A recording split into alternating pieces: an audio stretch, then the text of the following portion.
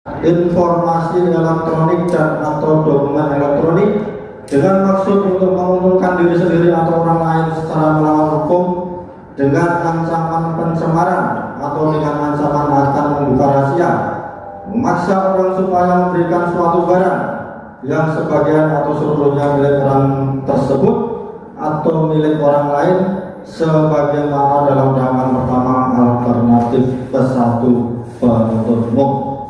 4. Menjatuhkan pidana kepada terdakwa oleh karena itu dengan pidana penjara selama 4 tahun dan pidana denda sejumlah 1 miliar rupiah dengan ketentuan apabila pidana denda tersebut tidak dibayar diganti dengan pidana kurungan selama 3 bulan. 5. Menetapkan masa penangkapan dan penahanan yang telah dijalani terdakwa dikurangkan seluruhnya dari pidana yang dijatuhkan. 6. Menetapkan terdakwa tetap ditahan. 7. Menetapkan barang bukti berupa 1 buah sistem elektronik akun WhatsApp dengan nomor 081288779794 nomor 1 sampai dengan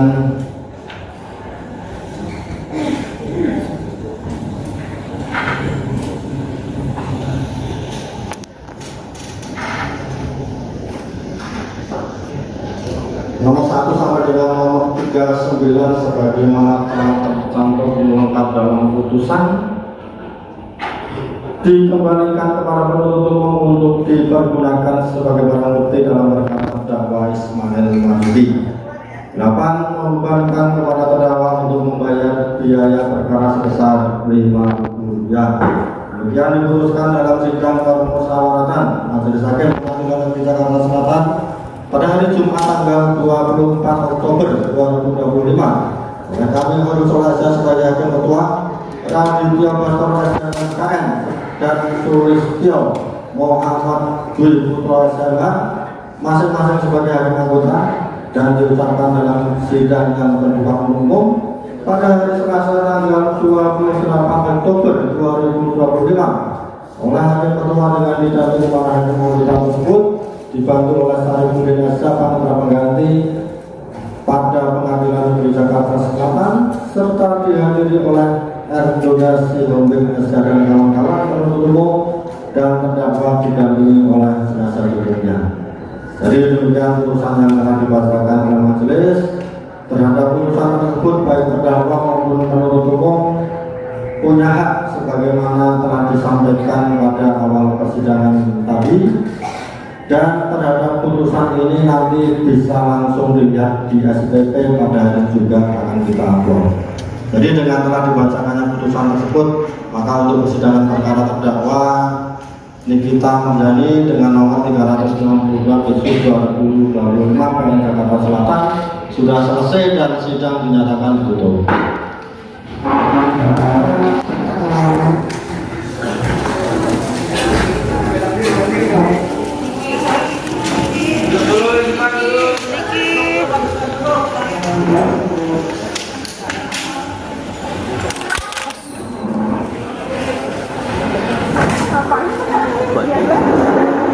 Gak ada TPPU-nya, yang penting buat pencucian duit, gila.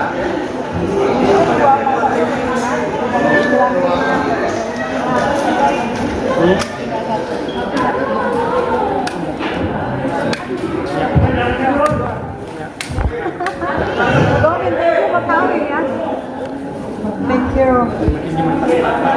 Iya. Aduh lah.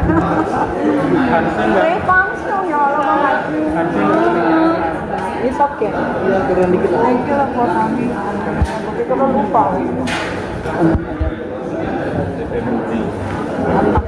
Kalau udah selesai, jadi gimana? Sabar.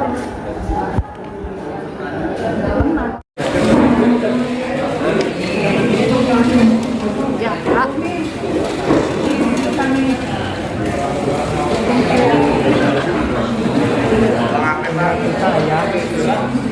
satu.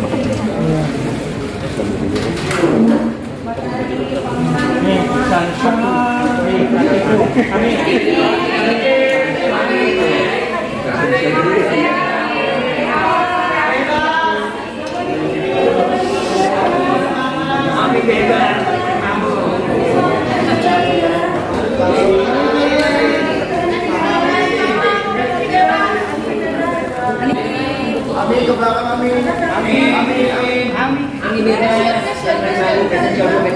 Tapi makin jago mana?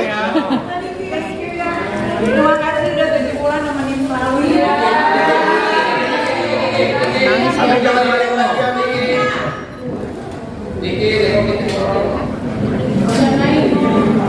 Tengok sini dong, sila.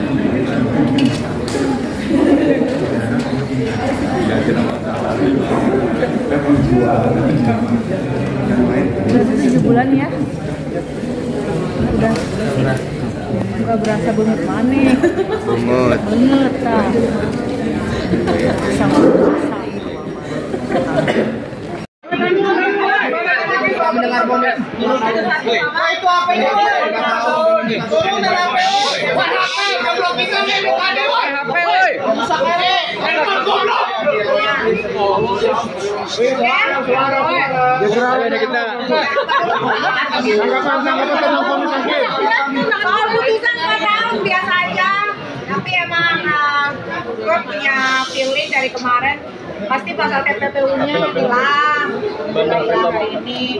Ya nggak tahu juga ya, Pak Hakim kemarin kan ada diperlihatkan secara gamblang di persidangan, ada saksi ahli, saksi-saksi yang didatengin juga kan jelas duduk permasalahannya apa. Tapi ya sudahlah, itu kewenangan Bapak Hakim yang mulia, biarin aja. Akan banding nggak kan Niki dari putusan 4 tahun? Kecewa, yang enggak juga sih, biasa aja sih. Kalau banding pasti ya. Artinya terima pada putusan 4 tahun dengan Nggak terima, tapi ya udah, mau gimana lagi? Kan masih ada banding. Ami ini kan jauh dari tuntutan jaksa, Ami. Tuntutan jaksa 11 tahun mungkin gimana, Ami? Iya, gue mikirnya malah tadi 30 tahun ini. Banyak yang bilang kalau TPPU 20 tahun, Di Ami. dalam. Hah? Kalau TPPU 20 tahun ternyata nggak terbukti. Ya, TPPU-nya nggak terbukti, pasal 369 juga sudah hilang, tinggal 1 pasal. Ya nanti kita berjuang di banding aja. Mudah-mudahan di banding hakimnya lebih bijaksana lagi.